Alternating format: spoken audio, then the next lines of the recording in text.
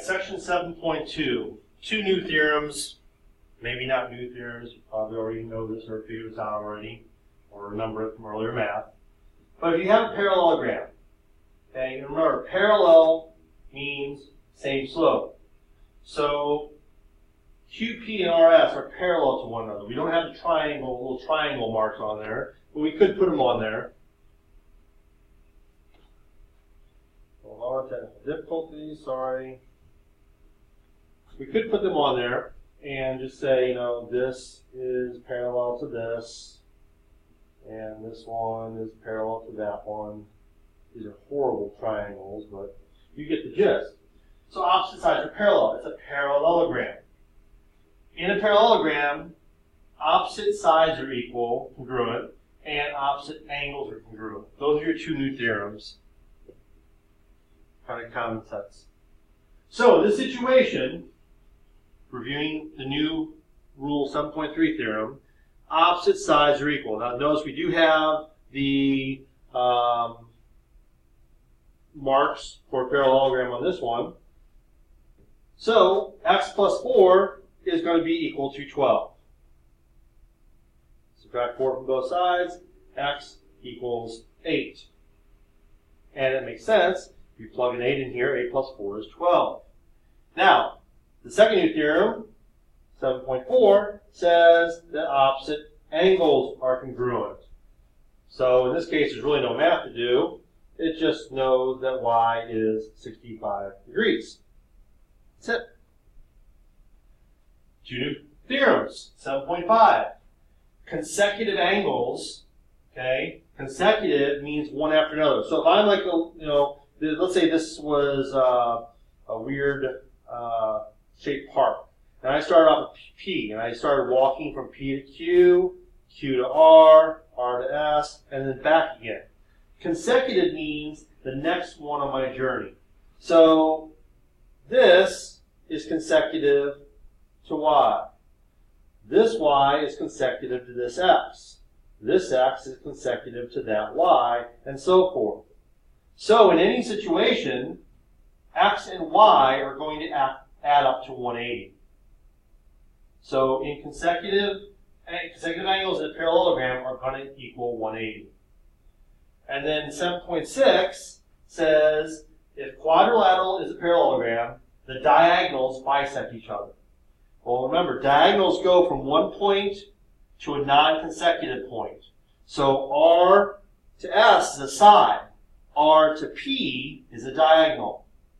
Okay? And when you draw these two, they bisect each other into two equal pieces. So, here we go. We have a picture of a desk lamp. The angles of the parallelogram change as the lamp is raised and lowered. Find the measure of BCD when ADC is 110. So remember, you have to find out, and I'm going to just kind of draw this again like this so we can have a little bit more room. So here's A, B, C, D. It says find BCD. Well, remember, you have to read your angle. Start B, C, D. We're trying to find this angle. When ADC, this angle is 110. Well, these two angles are consecutive, so that means x plus 110 equals 180. Subtract 110, x equals 70 degrees. Yes, it's a 7, not a 52. That's it. Okay, everybody's favorite proofs. Sorry, they're back. So write a two-column proof. Now this is already done for you. You just got to read through it and follow along. We're trying to prove that B and F are equal. Okay? We're trying to prove that this angle and this angle are equal. Now, what are we given? We're given that ABCD and GDEF are both parallelograms. So, we can say, first step, before you even do the proof, what do we know? Well, angle B and this are opposite angles of a parallelogram, which means they're congruent. And then this angle over here, Well, that's vertical angle, so that's congruent. And then angle F is going to be congruent to that new one we just drew because it's the opposite of a parallelogram. So it's kind of like, you're just working your way over from here to here to here. Okay?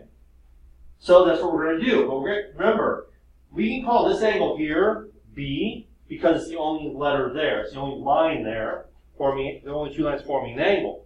But at D, we have quite a few angles happening. So we have to call this angle right here CDA or ADC, doesn't matter. So notice what we're going to do here. We're going to say that CDA, this angle right here, is congruent to B, this angle right here. And we're also going to say that EDG, we can kind of cheat here because we're using the same reason for both. We can say that EDG is congruent to F. And it's the same reason. If a quadrilateral is a parallelogram, opposite angles are congruent. Now, we still have to justify these two in the middle. So we have to say that CDA and EDG are equal vertical angles congruence theorem, which we've already learned. And then now we can say B is equal to F by the transitive property of congruence. And remember, I'm fine with you just saying vertical angles and transitive property. We'll talk about shortening number 2. Mainly, basically, you can abbreviate, say if a quad, and a lot of times I'll say parallelogram. So just write parallel lines in the word gram.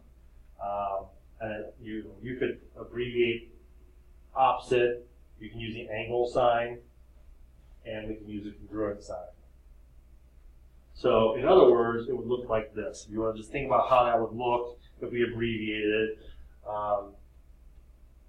If a quad, that's messed up, is a parallelogram,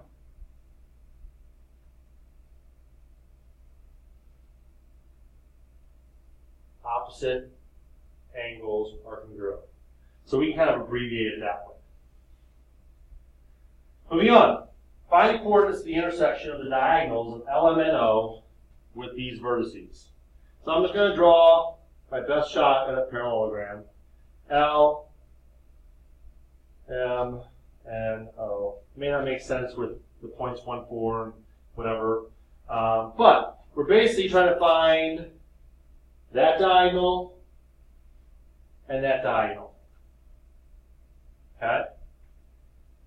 Now, if we're trying to find the coordinates of the intersection, basically, we're just trying, since we know that these are going to split like this and like this, what are we looking for right here? We're looking for the midpoint of MO, or the midpoint of LN.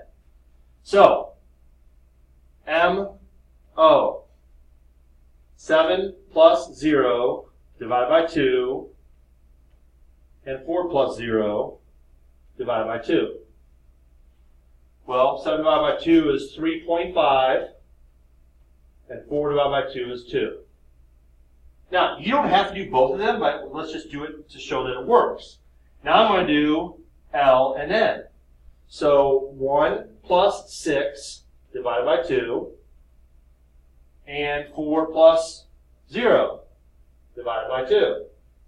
Kind of familiar, right?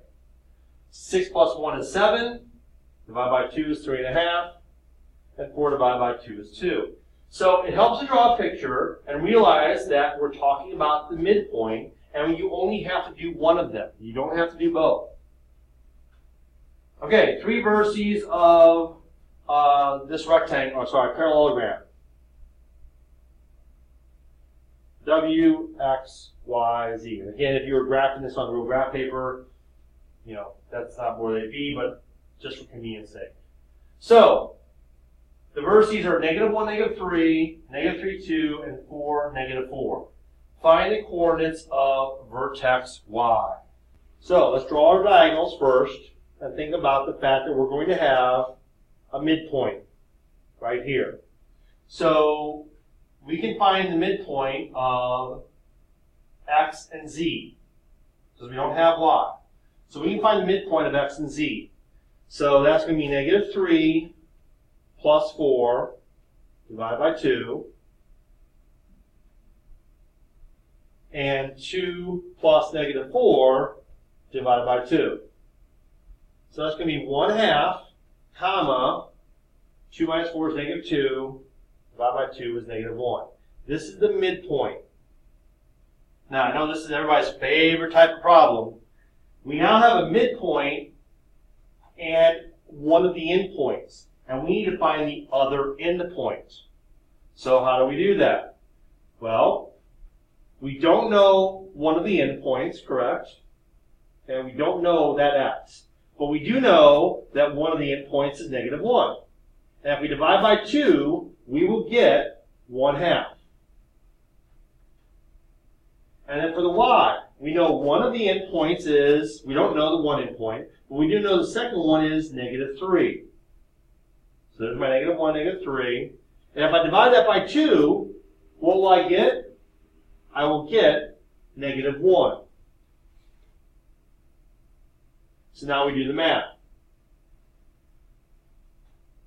So on the first one, we're going to multiply both sides by 2. That cancels, well, it cancels here. And actually 1/2 of 2 is 1. So that's going to give me x plus negative 1 equals 1. Add 1 to both sides, x is equal to 2. Okay, we're going to do the same thing here. Multiply both sides by 2. Cancels.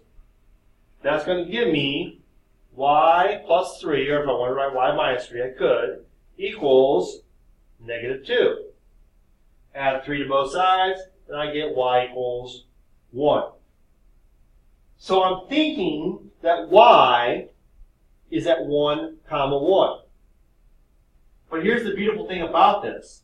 You can take y and now add it to w and see if you get this midpoint. You can check your work. So let's try it.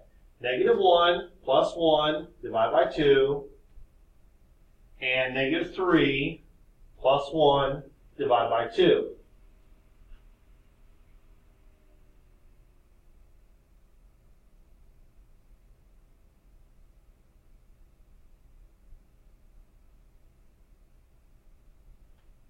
Oh, my bad. I just realized I screwed up. I knew something wasn't working with the math.